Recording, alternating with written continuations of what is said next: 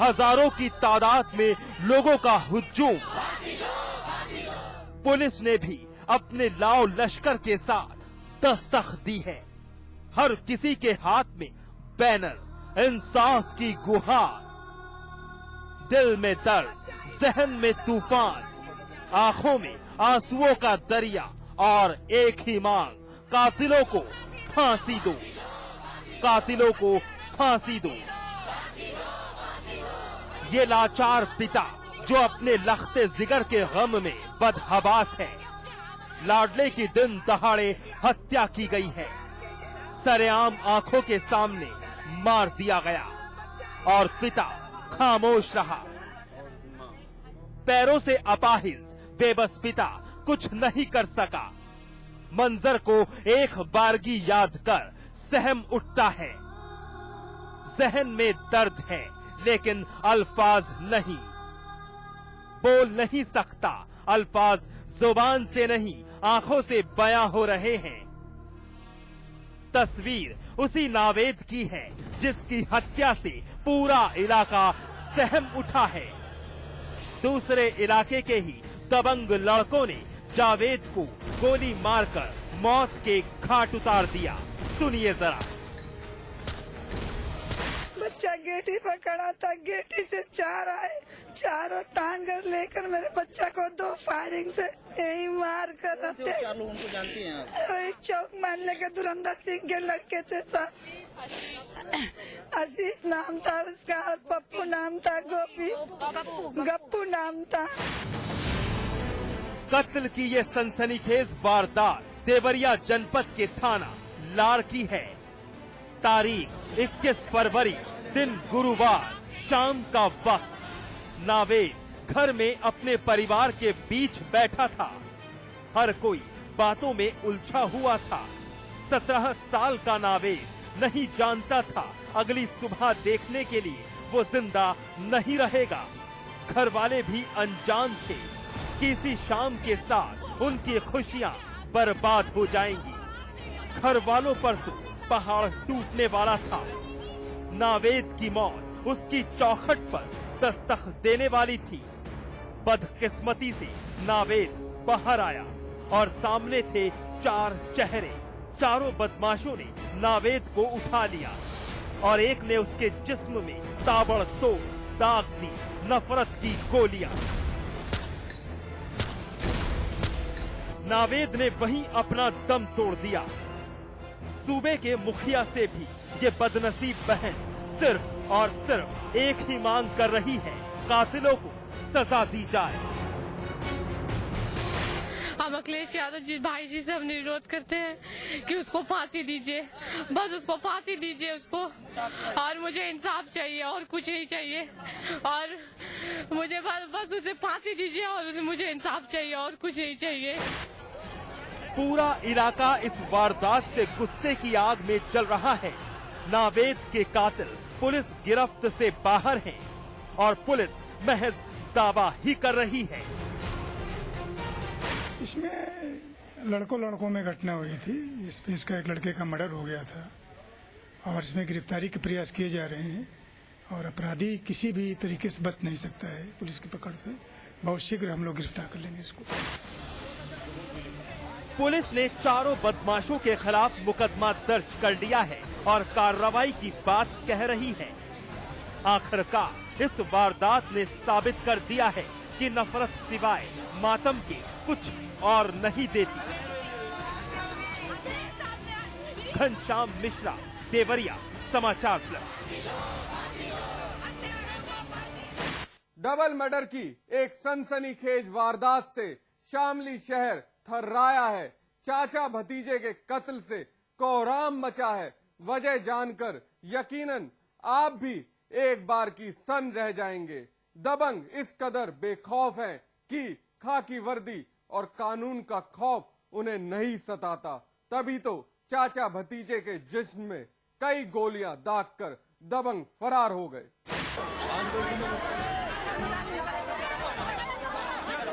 ये गुस्सा उस सिस्टम के खिलाफ फूटा है जिस पर एतबार कर आम जनता सुकून से जीने का अरमान बुनती है। ये गुस्सा उस अनहोनी के बाद चिंगारी बनकर भड़का है जिसकी दस्तक से हर कोई बदहवास है। किसी ने वाकई ठीक कहा है कि तस्वीरें झूठ नहीं बोलती। जो सामने हो उसके लिए किसी प्रमाण की क्या जरूरत। गुस्साई भीड़ के बीच मौजूद खाकी वर्दीधारी जनता के आगे हाथ जोड़कर खामोश रहने की दरख्वास्त कर रहे हैं।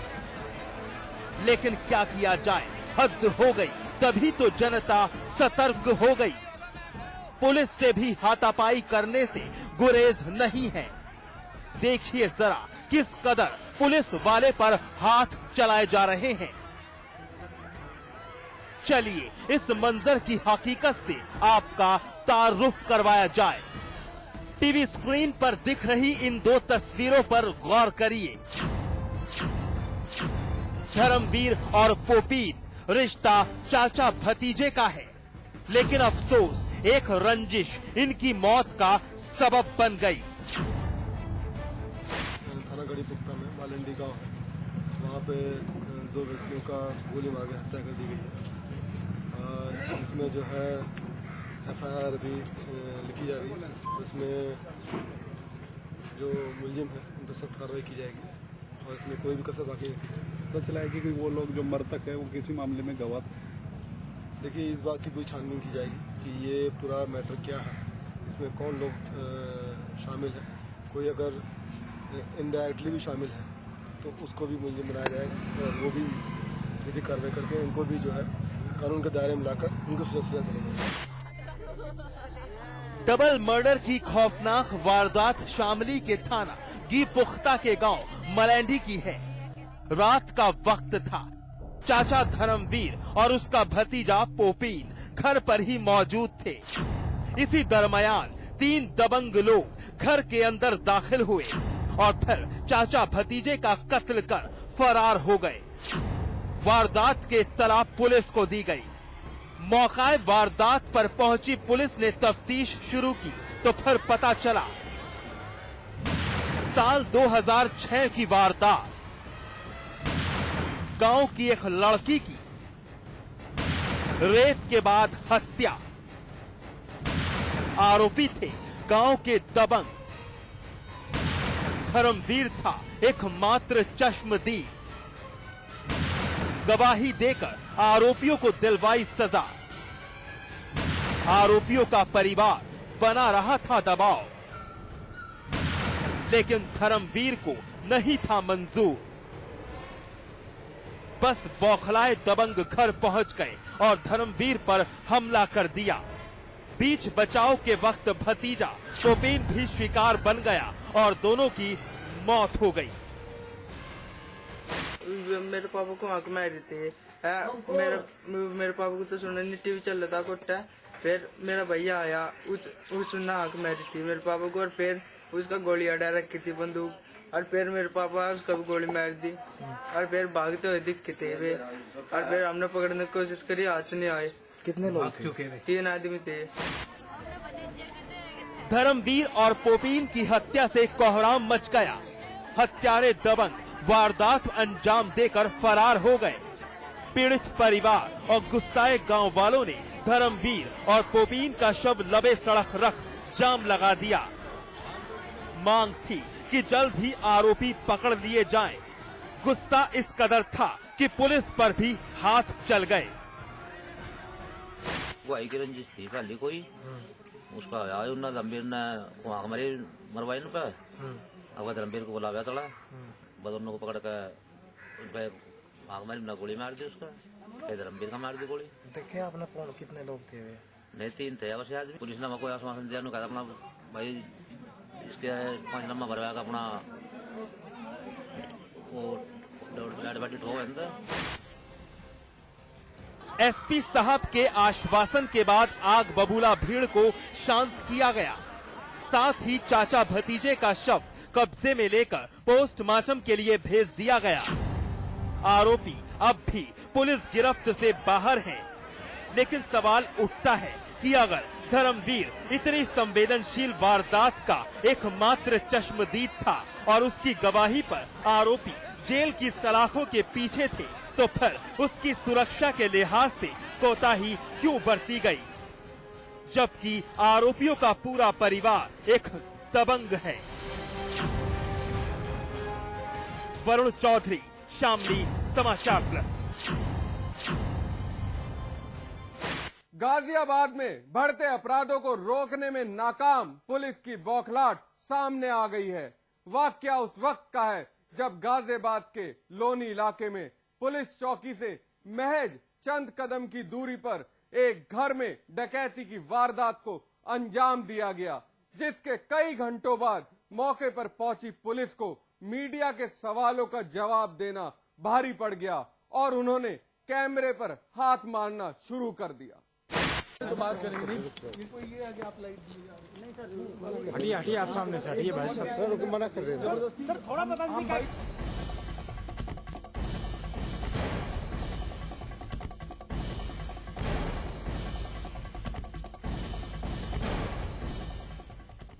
गाजियाबाद पुलिस की ये तस्वीरें इस बात की तस्दीक कर रही हैं कि पुलिस यहां हो रहे लगातार अपराधों को रोकने में नाकाम है।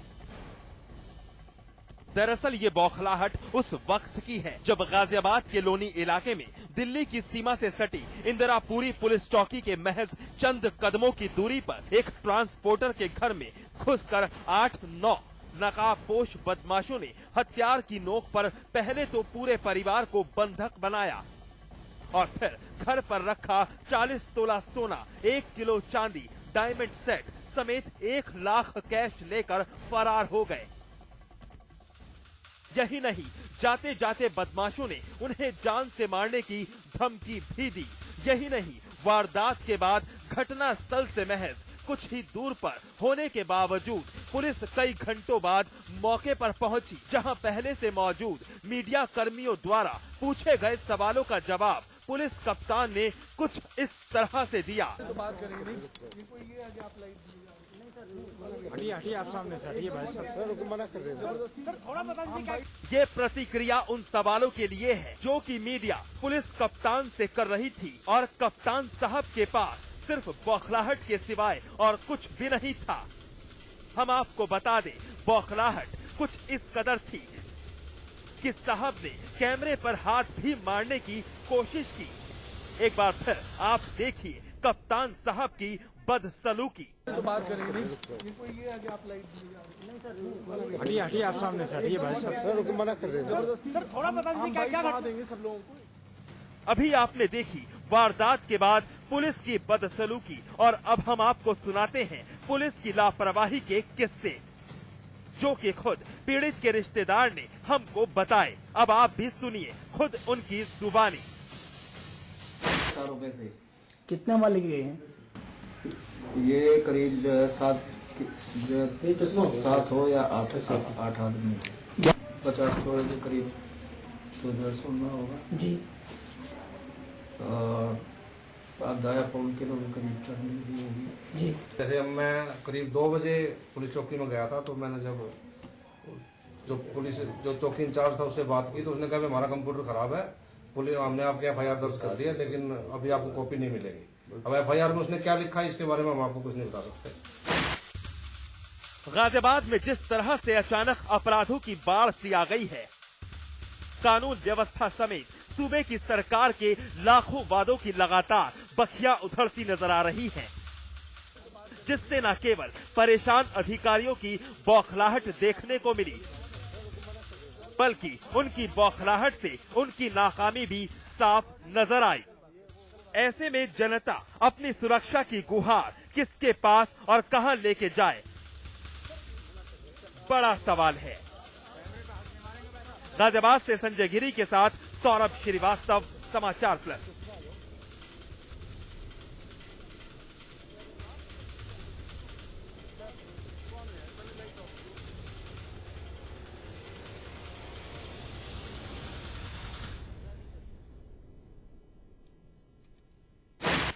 बहरहाल एनकाउंटर में वक्त है ब्रेक का। ब्रेक के बाद दिखाएंगे गाजियाबाद के 2 बहरूपिये।